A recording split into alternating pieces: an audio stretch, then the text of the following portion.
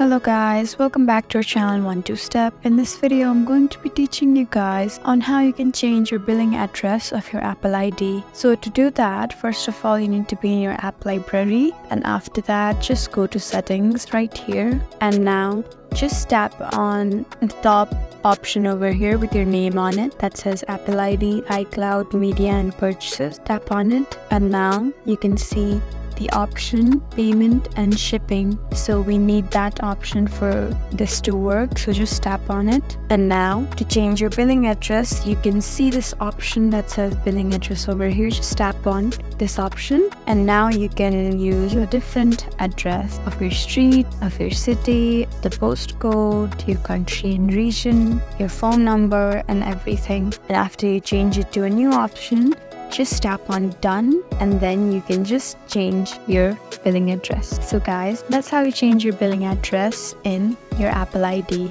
If you found this video helpful, then please leave us a like and drop a comment down below. And if you want more helpful videos like these, then please subscribe to our channel. We'll see you again next time. Thank you for watching.